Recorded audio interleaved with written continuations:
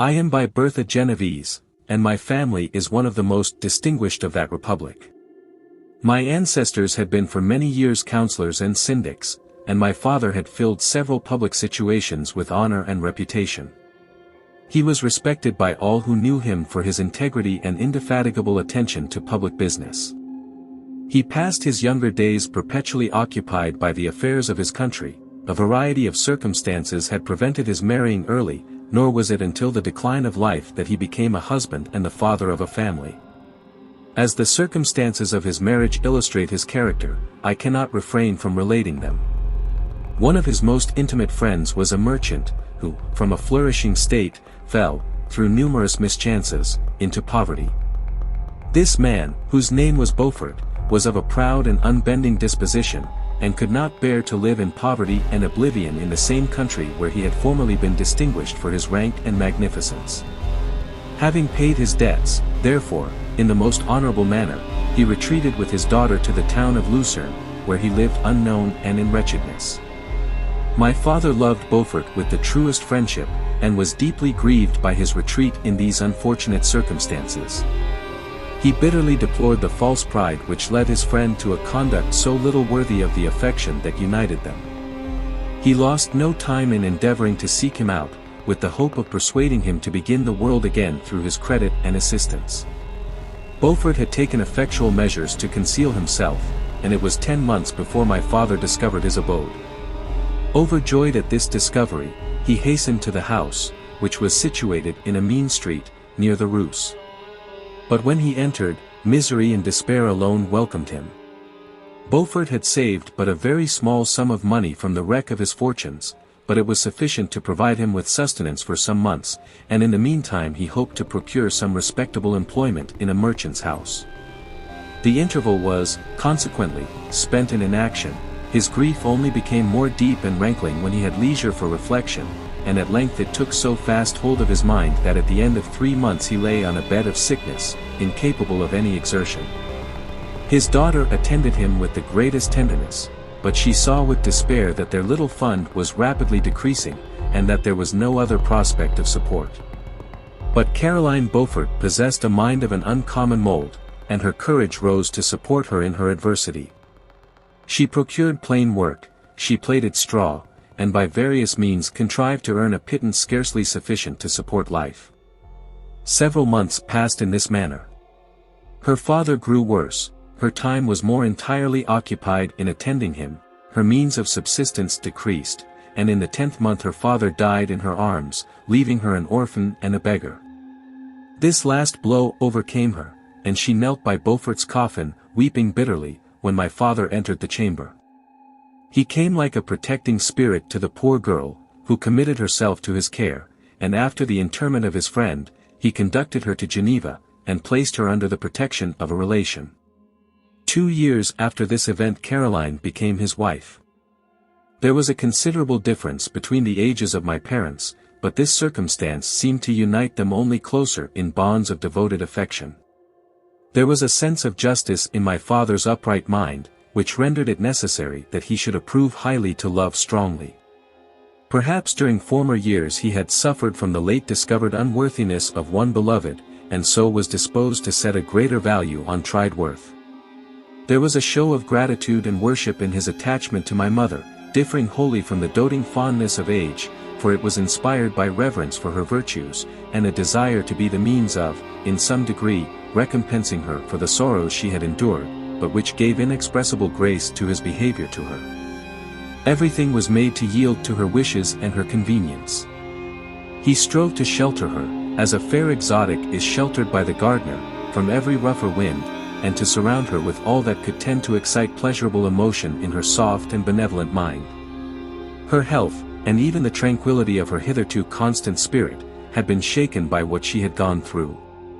During the 2 years that had elapsed previous to their marriage my father had gradually relinquished all his public functions, and immediately after their union they sought the pleasant climate of Italy, and the change of scene and interest attendant on a tour through that land of wonders, as a restorative for her weakened frame. From Italy they visited Germany and France. I, their eldest child, was born in Naples, and as an infant accompanied them in their rambles. I remained for several years their only child. Much as they were attached to each other, they seemed to draw inexhaustible stores of affection from a very mine of love to bestow them upon me. My mother's tender caresses, and my father's smile of benevolent pleasure while regarding me, are my first recollections. I was their plaything and their idol, and something better their child, the innocent and helpless creature bestowed on them by heaven, whom to bring up to good, and whose future lot it was in their hands to direct to happiness or misery, according as they fulfilled their duties towards me. With this deep consciousness of what they owed towards the being to which they had given life, added to the active spirit of tenderness that animated both, it may be imagined that while during every hour of my infant life I received a lesson of patience, of charity, and of self-control, I was so guided by a silken cord that all seemed but one train of enjoyment to me. For a long time I was their only care. My mother had much desired to have a daughter, but I continued their single offspring. When I was about 5 years old, while making an excursion beyond the frontiers of Italy, they passed a week on the shores of the Lake of Como. Their benevolent disposition often made them enter the cottages of the poor. This, to my mother, was more than a duty, it was a necessity, a passion remembering what she had suffered, and how she had been relieved for her to act in her turn the guardian angel to the afflicted. During one of their walks a poor cot in the foldings of a veil attracted their notice as being singularly disconsolate, while the number of half-clothed children gathered about it spoke of penury in its worst shape. One day, when my father had gone by himself to Milan, my mother, accompanied by me, visited this abode. She found a peasant and his wife, hard-working, bent down by care and labor, distributing a scanty meal to 5 hungry babes. Among these there was one which attracted my mother far above all the rest. She appeared of a different stock. The 4 others were dark-eyed, hardy little vagrants. This child was thin, and very fair. Her hair was the brightest living gold, and, despite the poverty of her clothing, seemed to set a crown of distinction on her head. Her brow was clear and ample, her blue eyes cloudless, and her lips and the molding of her face so expressive of sensibility and sweetness, that none could behold her without looking on her as of a distinct species, a being heaven-sent, and bearing a celestial stamp in all her features. The peasant woman, perceiving that my mother fixed eyes of wonder and admiration on this lovely girl, eagerly communicated her history. She was not her child, but the daughter of a Milanese nobleman. Her mother was a German, and had died on giving her birth. The infant had been placed with these good people to nurse. They were better off then. They had not been long married, and their eldest child was but just born. The father of their charge was one of those Italians nursed in the memory of the antique glory of Italy, one among the Schiavi Ogni or Fermenti who exerted himself to obtain the liberty of his country. He became the victim of its weakness. Whether he had died, or still lingered in the dungeons of Austria, was not known. His property was confiscated, his child became an orphan and a beggar. She continued with her foster parents, and bloomed in their rude abode, fairer than a garden rose among dark-leaved brambles. When my father returned from Milan, he found playing with me in the hall of our villa a child fairer than pictured cherubim creature who seemed to shed radiance from her looks, and whose form and motions were lighter than the chamois of the hills. The apparition was soon explained.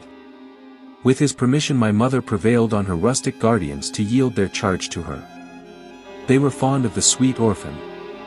Her presence had seemed a blessing to them, but it would be unfair to her to keep her in poverty and want, when Providence afforded her such powerful protection. They consulted their village priest, and the result was that Elizabeth Lavenza became the inmate of my parents' house, my more than sister, the beautiful and adored companion of all my occupations and my pleasures. Every one loved Elizabeth. The passionate and almost reverential attachment with which all regarded her became, while I shared it, my pride and my delight. On the evening previous to her being brought to my home, my mother had said playfully, "I have a pretty present for my Victor, tomorrow he shall have it." And when, on the morrow, she presented Elizabeth to me as her promised gift, with childish seriousness, interpreted her words literally, and looked upon Elizabeth as mine to protect, love, and cherish. All praises bestowed on her, I received as made to a possession of my own. We called each other familiarly by the name of cousin. No word, no expression could body forth the kind of relation in which she stood to me, my more than sister, since till death she was to be mine only.